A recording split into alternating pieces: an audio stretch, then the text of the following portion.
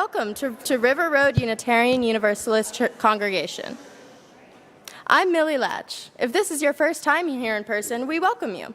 We hope you will stop by the welcome table so that we can get to know you and get connected.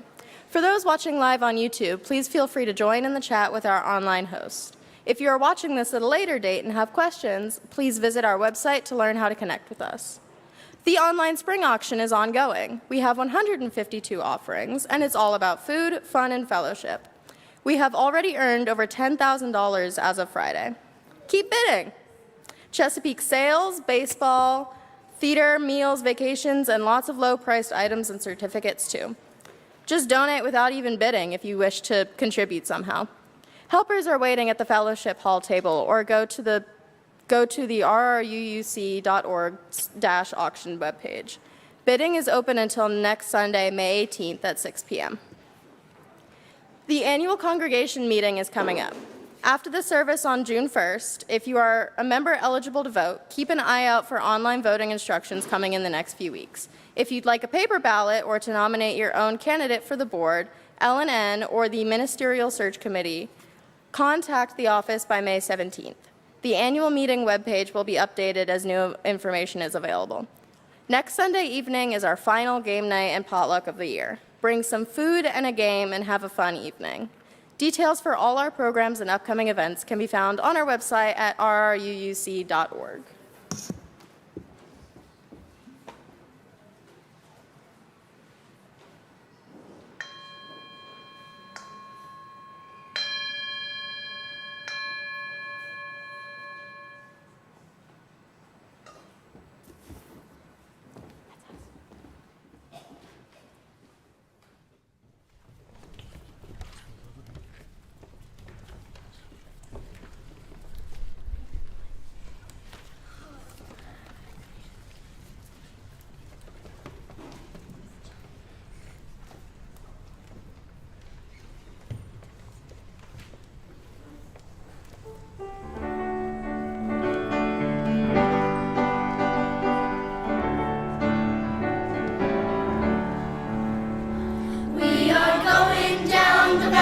One by one, now the icy dark of winter's rain is done. We are going down the valley of the spring, to a kinder land where gentle breezes sing. We are going down the valley, going down the valley, going down the rising of the sun. We are going down the valley, one by one. We are going down the valley one by one. Dawn is breaking and the day has just begun.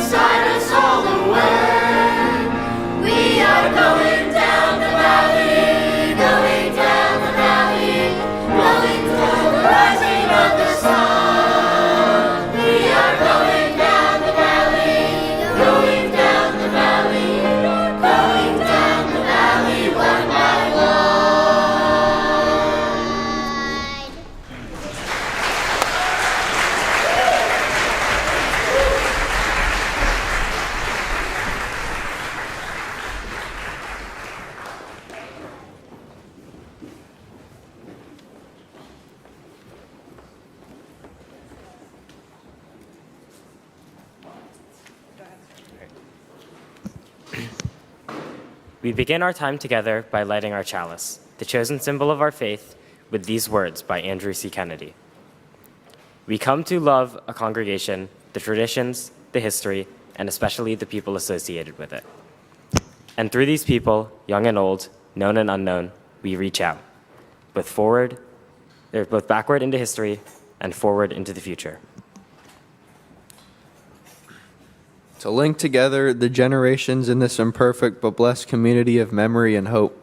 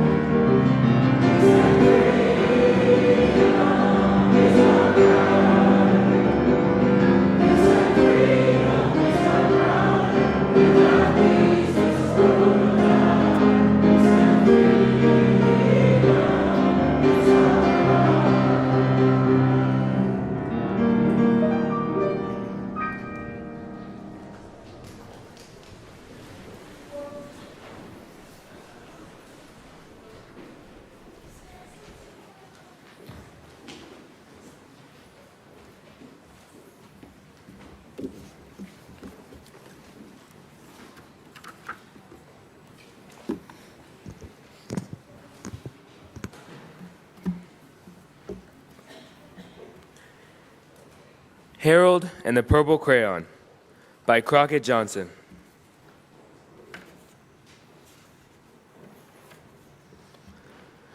One evening, after thinking it over for some time, Harold decided to go for a walk in the moonlight. There wasn't any moon, and Harold needed a moon for a walk in the moonlight, and he needed something to walk on. He made a long, straight path so he wouldn't get lost, and he set off on his walk, taking his big purple crayon with him. But he didn't seem to be getting anywhere on the long, straight path, so he left the path for a shortcut across the field, and the moon went with him. The shortcut led right to where Harold thought a forest ought to be. He didn't want to get lost in the woods, so he made a very small forest with just one tree in it.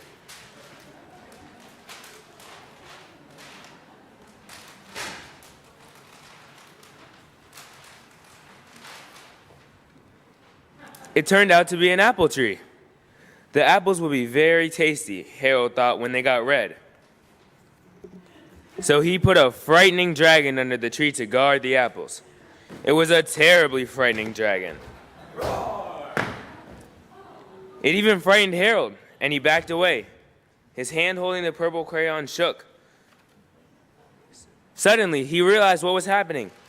But by then, Harold was over his head in an ocean.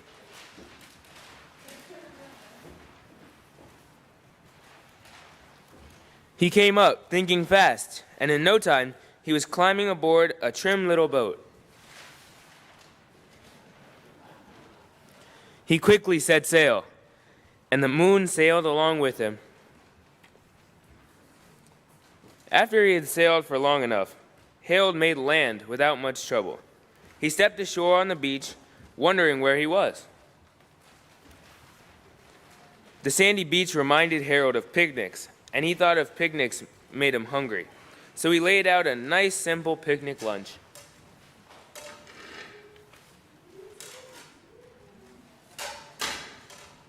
There was nothing but pie, but there were all 9 kinds of pie that Harold liked best. When Harold finished his picnic, there was quite a lot left. He hated to see so much delicious pie go to waste. So Harold left a very hungry moose and a deserving porcupine to finish it up.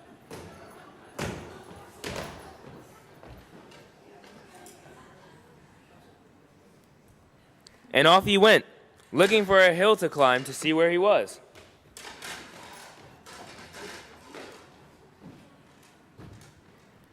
Harold knew that the higher up he went, the farther he could see, so he decided to make the hill into a mountain. If he went high enough, he thought maybe he could see his bedroom window. He was tired and he felt like he ought to be going back to bed. He hoped he could see his bedroom window from the top of the mountain. But as he looked down over the other side, he slipped, and there wasn't anything there on the other side of the mountain. He was falling into thin air. But luckily, he kept his wits and his purple crayon. He made a balloon. He grabbed onto it.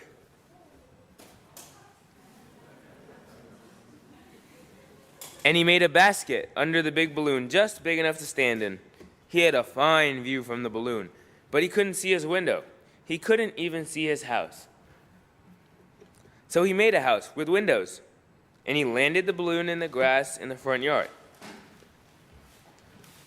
None of the windows were his window. He tried to think where his window ought to be. He made some more windows. He made a big building full of windows.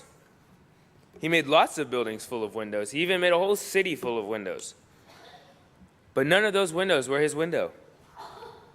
He couldn't think where it might be. He decided to ask a friendly man.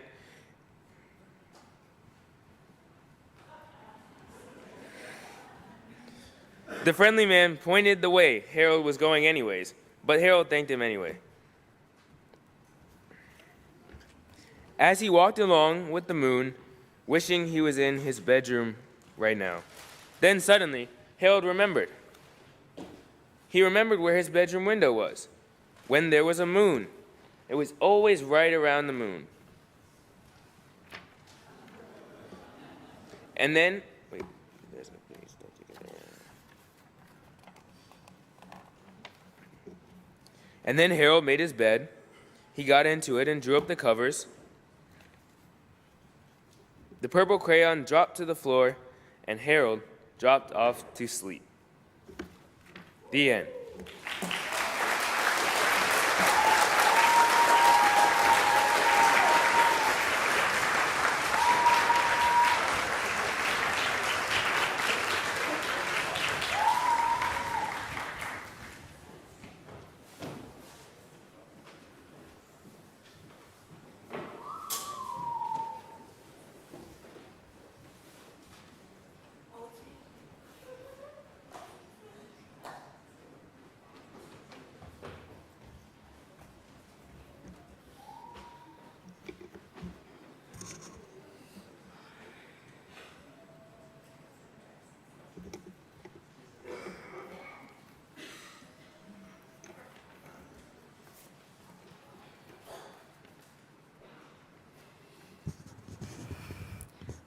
Hello.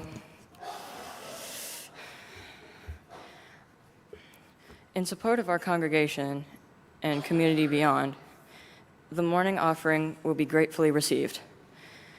We do so dig and pick from the fruit from the trees we do not plant. This is as it should be, so long as we dig and plant for those who come after. If this is your first time visiting, please feel free to let the plate pass you by. Your present is your gift to us. To learn more about why we give of our financial treasure, you can check out our website, rruuc.org. There you can find information on our vibrant programs and all the ways you can connect to the mission and vision of this community. You can give right there on the main page by clicking the blue Give Online button. You can also text to give. The text to give number is 73256. Again, that is 73256. Type RUUC and the amount you'd like to give. Thank you for sharing your time, your talents, and your treasure.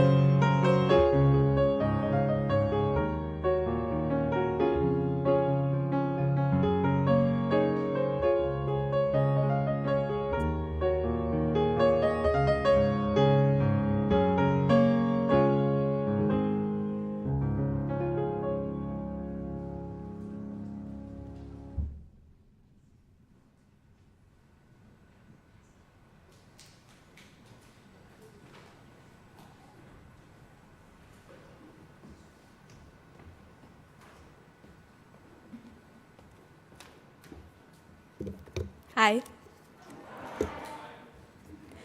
My name's Luciana. So a few months ago, I got my driver's license, and I thought that meant freedom, control, independence. I could finally go where I wanted, when I wanted, and without anyone else in the car telling me how to drive. But once I got behind the wheel alone, I realized driving isn't just about freedom, it's kind of terrifying. There are unspoken rules that they don't mention in driver's ed. There are people that go way too fast.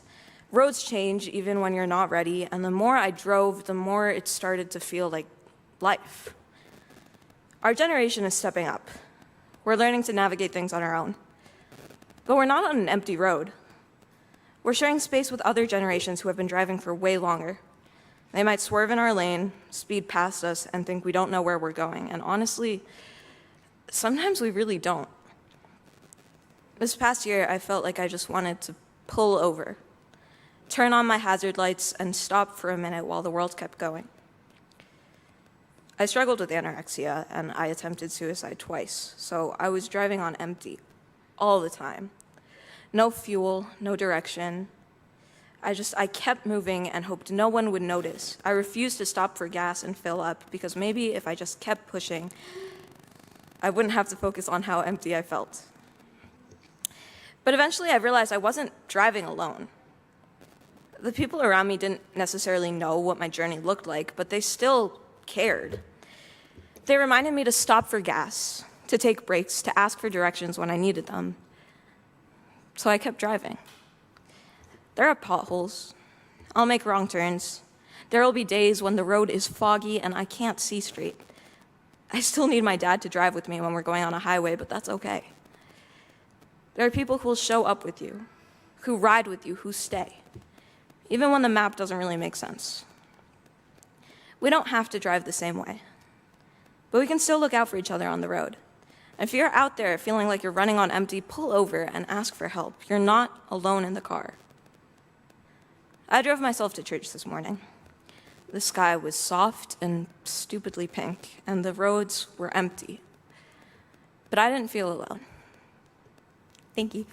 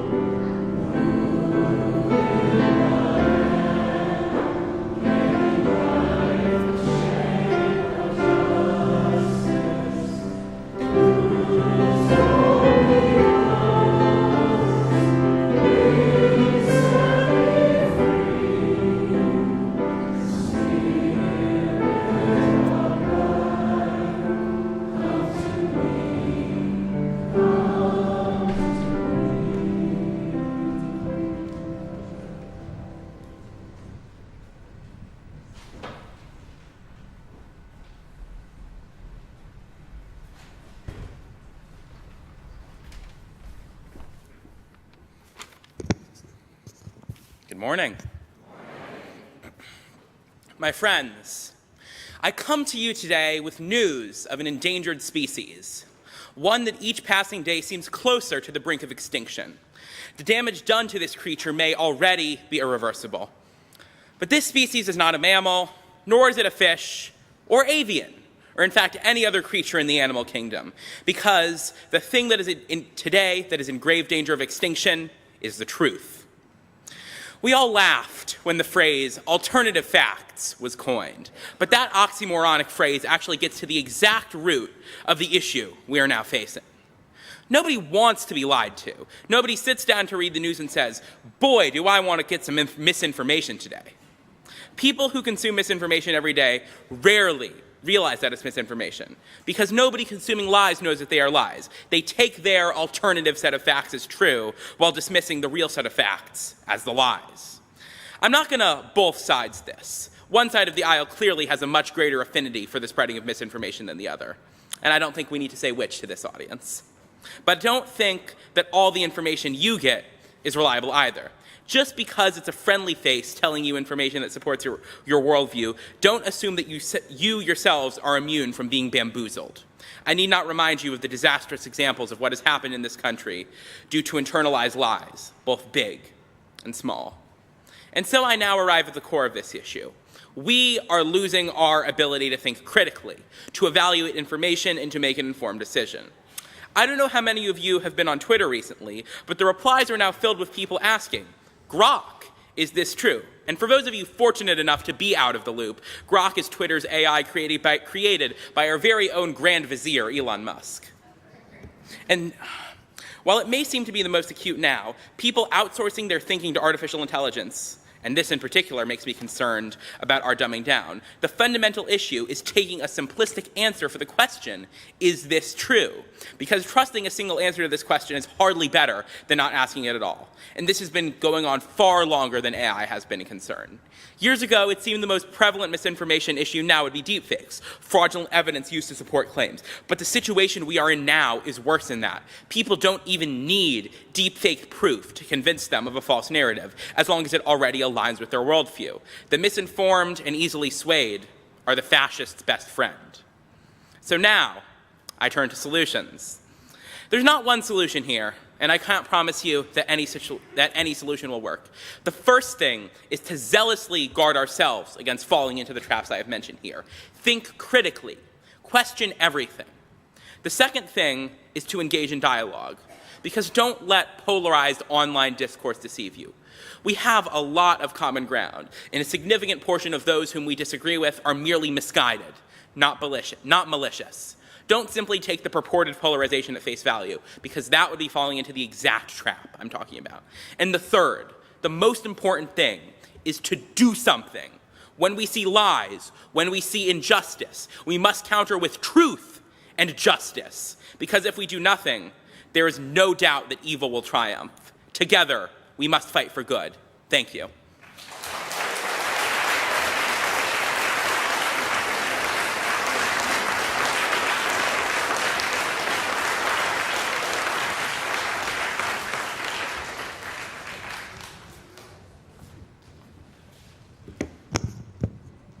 Hi, everyone. So, a couple of months ago, I received an email from Beth, and it included a photo outside the center where we stay in West Virginia, and the water was up 4 feet, and it was all down the street. It was everywhere. So she told us that they had just had the worst floods since the back-to-back 100-year floods they'd had in 2000 and 2001, and that she was going to be putting a group together. And a few days later, lo and behold, in her fantastic planning, she had organized and said, we're doing a trip.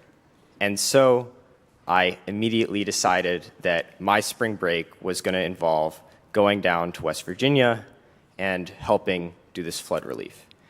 And what I want to talk about is why I didn't think about that, why that was my immediate response. And the core of it is what being a Unitarian Universalist and this congregation has taught me. It's taught me that that was the right thing to do, and that I didn't have to think, is this the right thing to do, because I knew it was the right thing to do. And far too often, we don't have the time to think about whether it's the right thing to do. We just have to do it. And having this clarity is because of the people around you, because I see the adults in this congregation and the young adults and my fellow youth act this way. And so I follow them. And while we were there, one of the things that's very different, if you've ever been to southern West Virginia, is they're operating on a completely different ideological spectrum. And like Zach said, when you actually talk to these people, they're not so different from you and I. And they have their own struggles, and they have their own family that they love very much, and their sports teams, and their favorite food and their favorite reality TV show. But at the end of the day, they're just people like us. And it's really hard to remember that because they might be the person that's posting on Facebook or saying something that we don't agree with. But they're also the people that are being affected by these floods, being left behind. And I think that since most of us here, have time or money to spare, that we owe it to everyone else to give that. Thank you.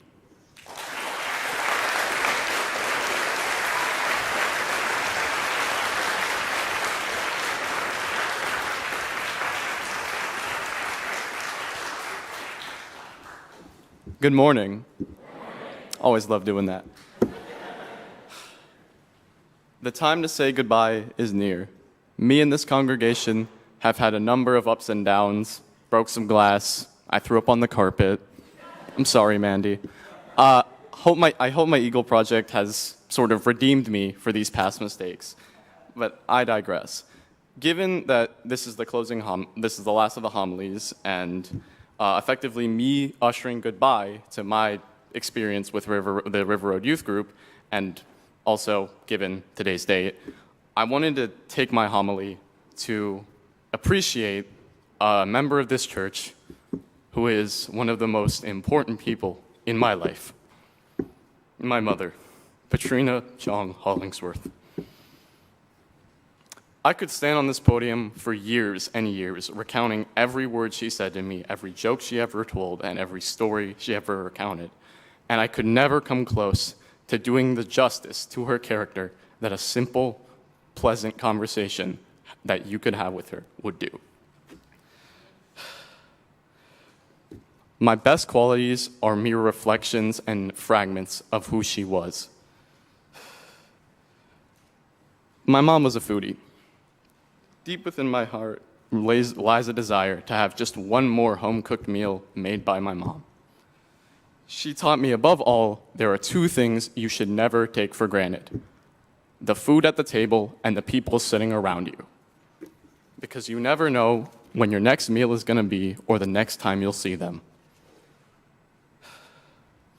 It was on this very stage where my mother introduced me to this congregation. And it was on this very podium where grief-stricken 16-year-old Matthew was allowed the space to say goodbye to his mom.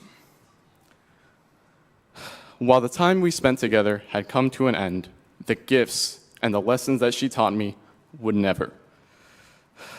Indeed, the greatest gift that my mother gave me, apart from the gift of life, was to continually teach me a number of lessons even after her passing.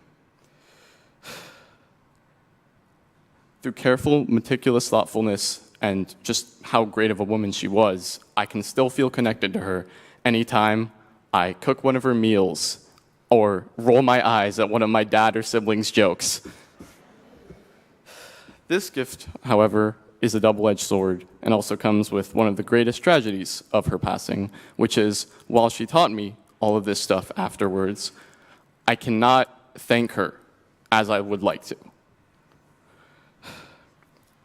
While I may be unable to directly say to my mom, thank you for all the lessons she's taught me, I can at least show my gratitude by embodying it to everyone else around me.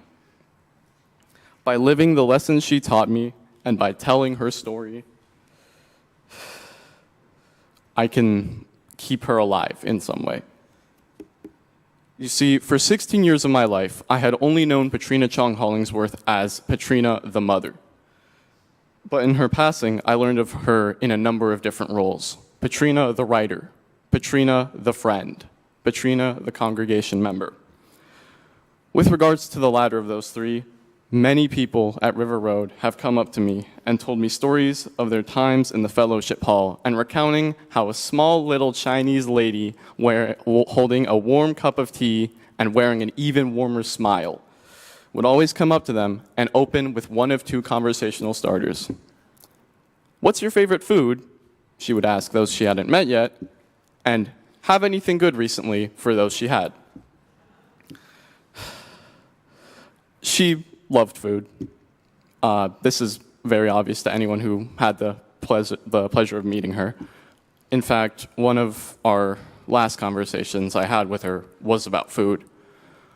On her deathbed, we sat there and we talked, and I was trying to come up with a bunch of big emotional things to say to her, but we just ended up swapping family recipes. And I remember feeling a regret, because, shouldn't I say, important things? But Mom put me at ease and said, Matthew, these recipes we share are important things. I believe love is only truly understood in its absence, and in my mother's absence, I have been able to gain the scope and understand how much she truly loved me and everyone around her.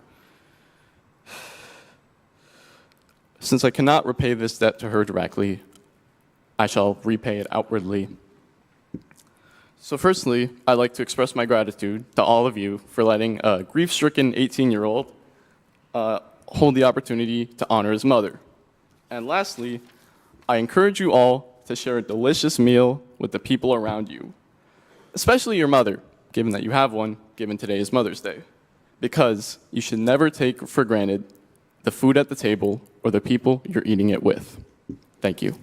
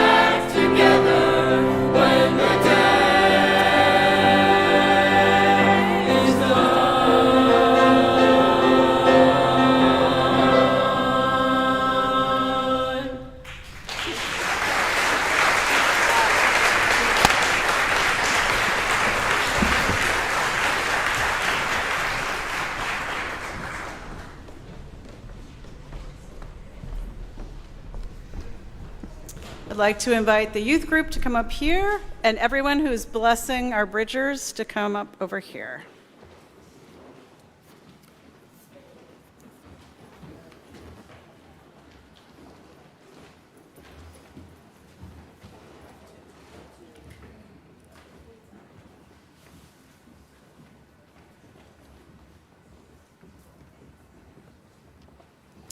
My name is Beth Urukura. I'm the Director of Lifespan Religious Education here at River Road, and it has been my privilege to, darn it, it's been my privilege to work with these fantastic, fantastic youth. The Unitarian Universalist Bridging Ceremony is a rite of passage where we celebrate our high school seniors.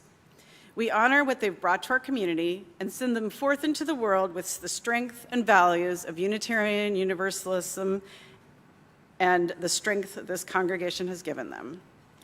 This is a particularly fabulous group. I'm not supposed to have favorites, but I'll just say this is one of my favorite groups, meaning they're all my favorite. Half of them are Eagle Scouts, crazy. Most of them are in teen choir or have been in teen choir. Most of them were involved in the murder mystery dinner theaters we've done through the years, and a lot of them have been on the West Virginia service trip.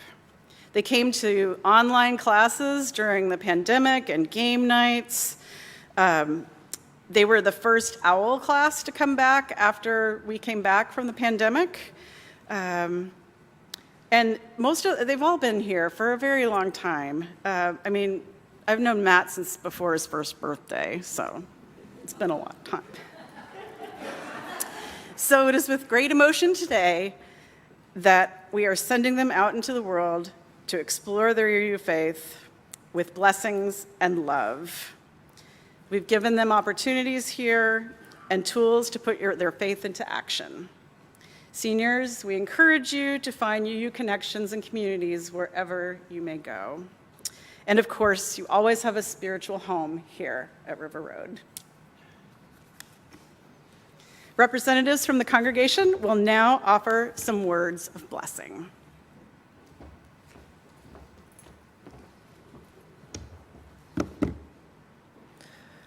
My name is Zelig. I represent the youth group. We have served you by listening to you. We hope that you have fun in your future. We bless you now with our open hearts.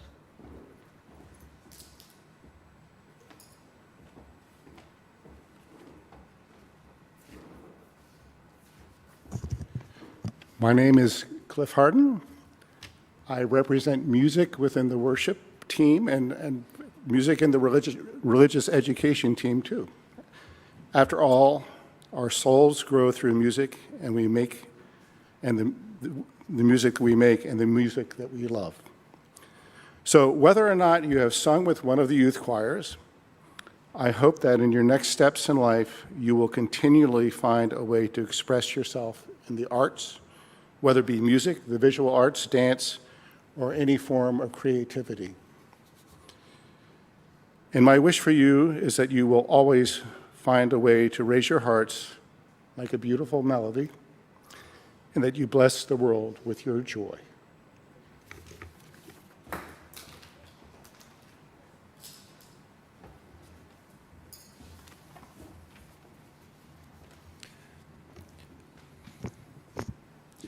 We are Doran, Jessica, Jana, Megan, and Steve, and we represent the advisors to the high school youth group. We have served you by walking beside you, listening, learning, laughing, and getting out of the escape room with you right before the time limit.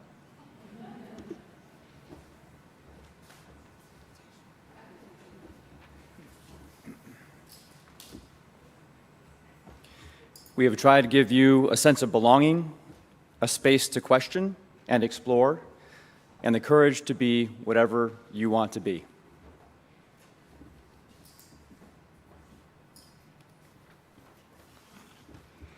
We hope that you carry with you the values of justice, compassion, and open-hearted curiosity into all the places life will take you.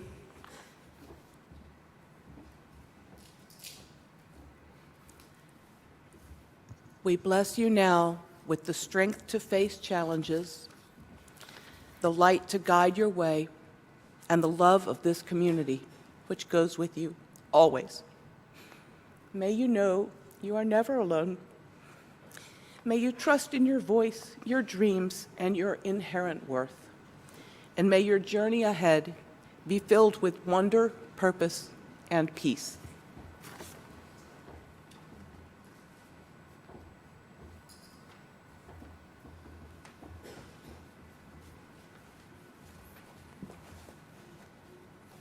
My name is Owen Kirk Whitman. I represent the UU young adult community. We have watched you grow. We've grown with you. Some have bridged from among you. We have tried to give you a vision of what your near future might look like. We hope that you will stay connected with each other and with your faith as you move into young adulthood. We bless you now with the courage and curiosity to face whatever comes next.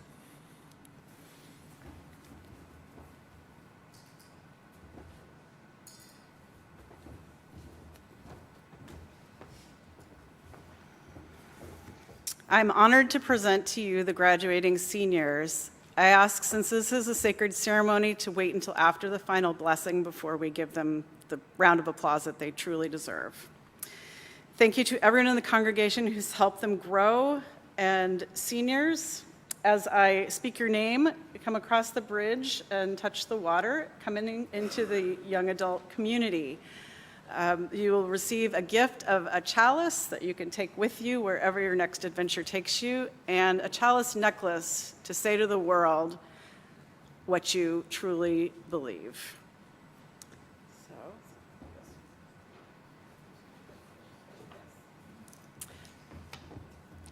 Jonathan Peter Belling.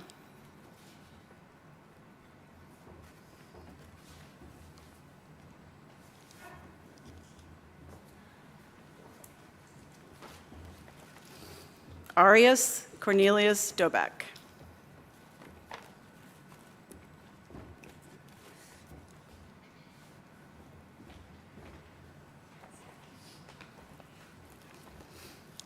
Alex Dice.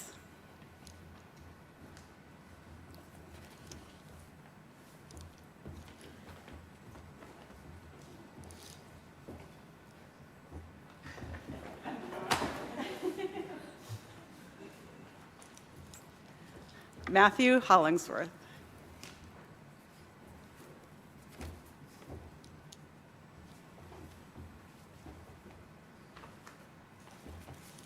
Millie Latch.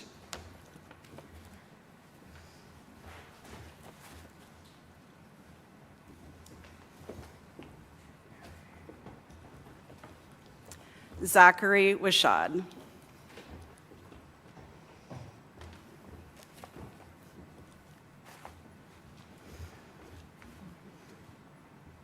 And now I turn it to Reverend Connie to give our final blessing.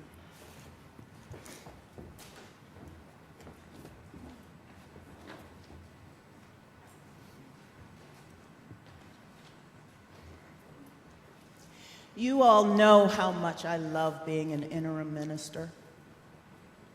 And yet there's a thing about it that's hard.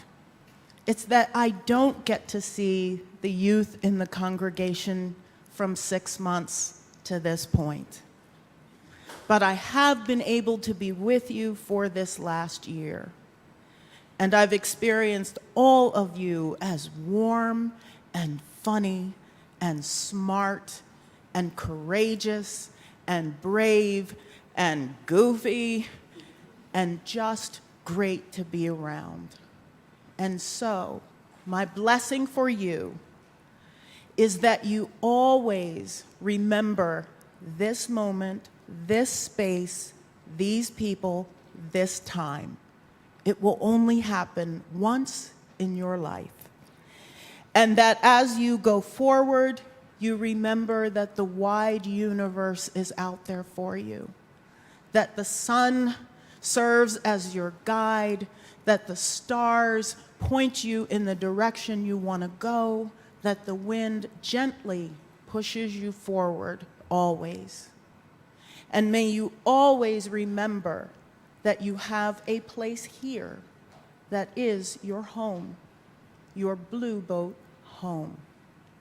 Blessings to you all today, tomorrow, and all the days forward. And maybe I'll see you again in another congregation. Blessed be. And with that, I think you should all help me in this blessing by rising in body or spirit as you're able, and let us sing Blue Boat Home.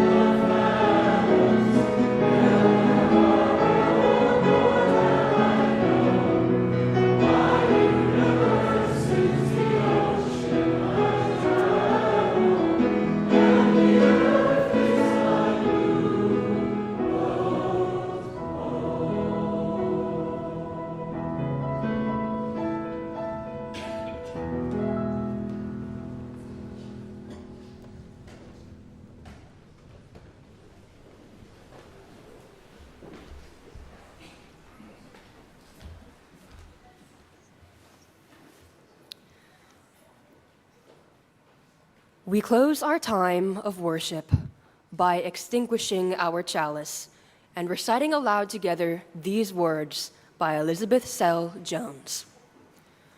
We extinguish this flame, but not the light of truth, the warmth of community, or the fire of commitment. These we carry in our hearts until we are together again.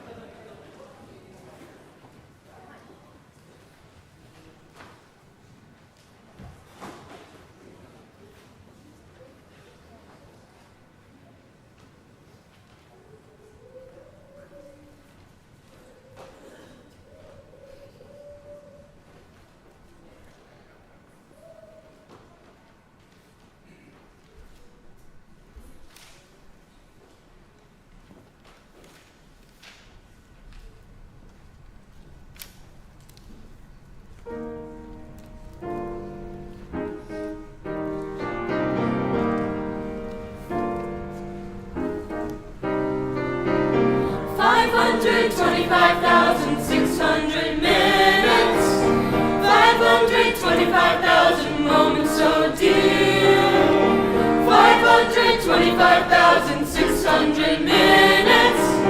How do you measure a year?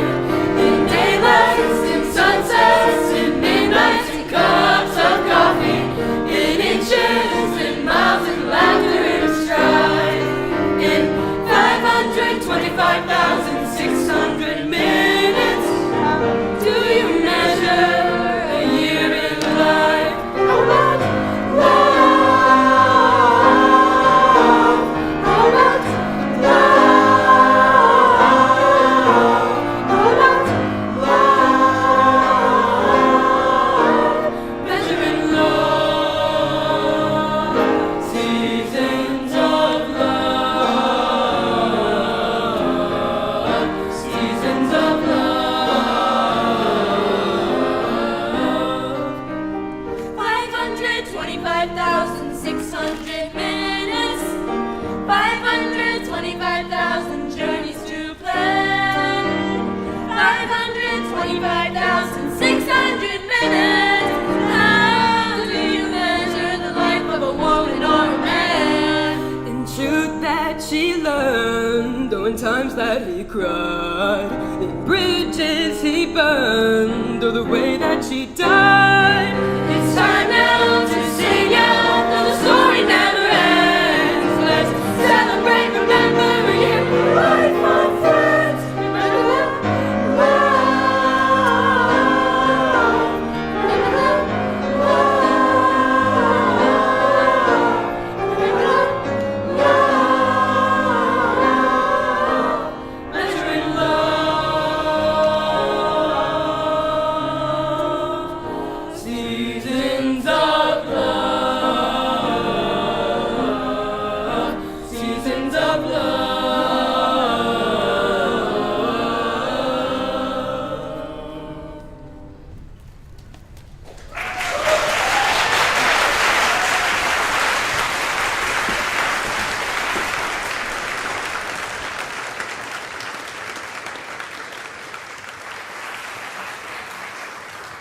May you all leave this May you all leave this place with the strength to do what is right and the love and support of everyone in this congregation. Thank you.